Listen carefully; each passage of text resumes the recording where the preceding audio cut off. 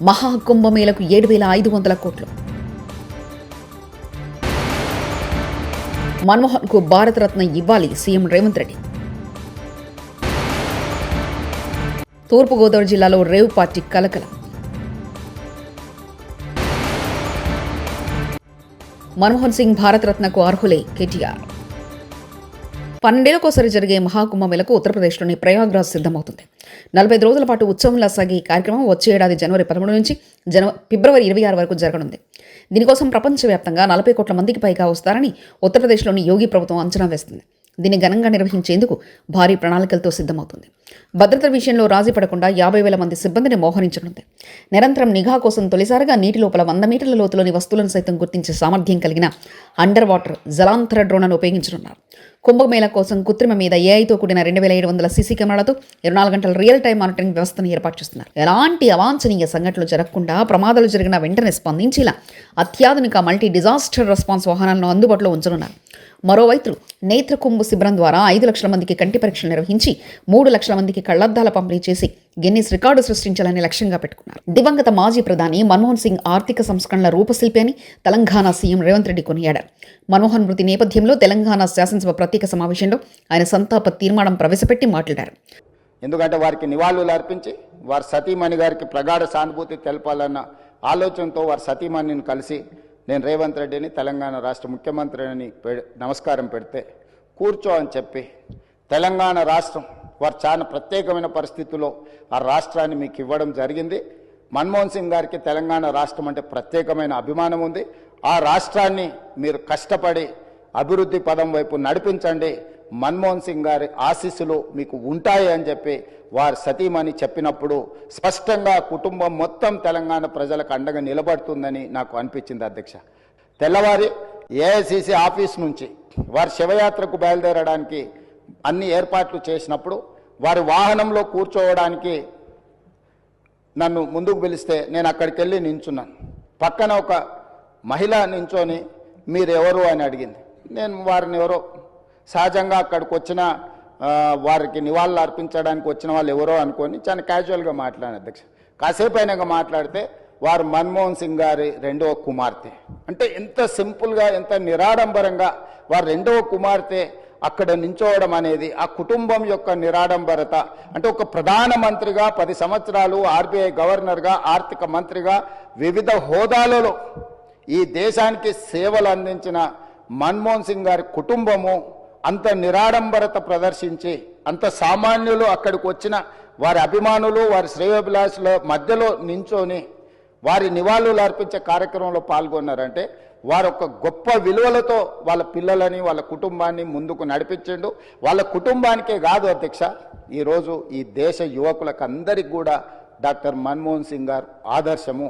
వారి ఆదర్శాలను తీసుకొని వారి మేధోశక్తిని మన యువత అందిపుచ్చుకొని వారు ఇచ్చిన అవకాశాలను మనం ఈరోజు ప్రపంచానికి సేవలను అందించే ప్రపంచాన్నే శాసించే స్థాయికి ఈరోజు మన దేశం ఆర్థికంగా నిలబడ్డది. అధ్యక్ష, భారత మాజీ ప్రధాని డాక్టర్ మన్మోహన్ సింగ్ గారికి అత్యున్నత పురస్కారం భారతరత్నను ప్రదానం చేయాలని కేంద్ర ప్రభుత్వాన్ని కోరుతూ ఈ సభ తీర్మానం చేస్తుంది. వారితో తెలంగాణకున్న ఈ బంధము మనం ఎప్పటికీ మర్చిపోలేనిది.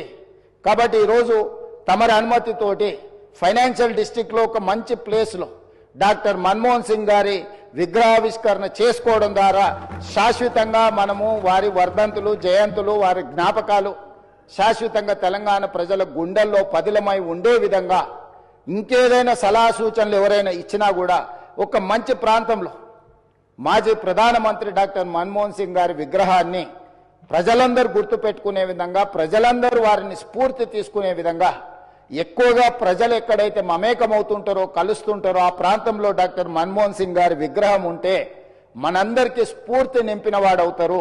కాబట్టి ఈ సభలో ఒక నిర్ణయం తీసుకొని ఏ ప్రాంతంలో ఎక్కడ పెడితే బాగుంటుందో మనం తర్వాత అయినా చర్చించుకుందాం. కాకపోతే తెలంగాణ గడ్డ మీద డాక్టర్ మన్మోహన్ సింగ్ గారి విగ్రహం పెట్టుకోవడం అనేది సముచితమైన నిర్ణయం అని నేను భావిస్తున్నా. దానికి కూడా ఈ సభ ద్వారా ఆమోదం తెలపాల్సిందిగా సభ్యులందరినీ కోరుకుంటూ మీ దగ్గర సెలవు తీసుకుంటున్నాను. అధ్యక్ష, ధన్యవాదాలు. ప్రధాని మన్మోహన్ సింగ్ గారు 33 సంవత్సరాల పెద్దల సభలో ఉన్నారు. శాసనమండలిలో కూడా సంతాప తీర్మానం పెట్టి నివాళులర్పిస్తే బాగుండేదంటూ హరీష్ రావు వ్యాఖ్యానించారు. మన్మోహన్ సింగ్ గారు పెద్దల సభలో ఆయన 33 సంవత్సరాలు పెద్దల సభలో పనిచేశారు. ఈరోజు మన రాష్ట్రంలో కూడా పెద్దల సభలో వారికి నివాళులు అర్పించుంటే మరింత సముచితంగా ఉండేది.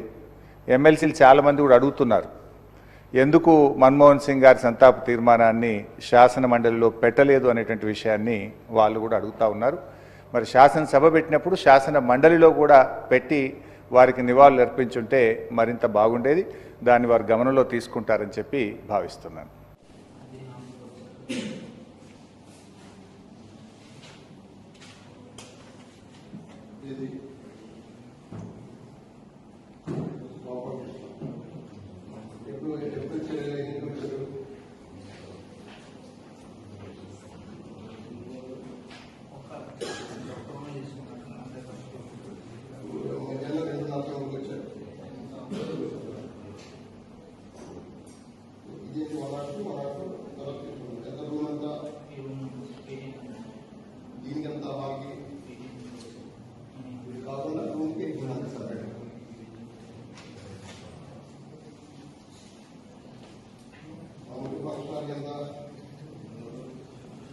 దివంగత మాజీ ప్రధానమంత్రి భారత ప్రధాని మన్మోహన్ సింగ్ మృతికి సంతాపం తెలపడానికి సోమవారం శాసనసభ ప్రత్యేక సమావేశం ఏర్పాటు చేసింది. తెలంగాణ ఏర్పాటుకు ప్రధానిగా మన్మోహన్ సింగ్ చొరవ తీసుకునేందుకు కృతజ్ఞతగా అసెంబ్లీలో నివాళులర్పించాలని ప్రభుత్వం నిర్ణయించింది. ఉదయం 10 గంటలకు సభా సమావేశం ప్రారంభమైంది. శాసనసభ మన్మోహన్ సింగ్ కు నివాళులర్పించింది. ఈ సందర్భంగా బీఆర్ఎస్ వర్కింగ్ ప్రెసిడెంట్ మాజీ మంత్రి కేటీఆర్ మాట్లాడుతూ సీఎం రేవంత్ రెడ్డి ప్రవేశపెట్టిన తీర్మానానికి మద్దతిస్తున్నామని అన్నారు. మన్మోహన్ కు భారతరత్న ప్రతిపాదికను తమ సంపూర్ణ మద్దతు ఉంటుందన్నారు. భారతరత్న పురస్కారానికి మన్మోహన్ పూర్తిగా అర్హులని కేటీఆర్ అన్నారు. మన్మోహన్ సింగ్ ప్రధానమంత్రిగా ఉన్న కాలంలో కేసీఆర్ కేంద్ర మంత్రిగా పనిచేశారని కేటీఆర్ తెలిపారు. 2024లో కాంగ్రెస్ పార్టీతో పొత్తు పెట్టుకుని ఎన్నికలు గెలిచిన తర్వాత కేబినెట్లోకి భాగస్వామ్య పక్షాలను కూడా ఆహ్వానించారన్నారు. ప్రతిపాదనను పూర్తి స్థాయిలో ఏకీభావం తెలియజేస్తా ఉన్నాం అధ్యక్ష. థ్యాంక్ యూ అధ్యక్ష.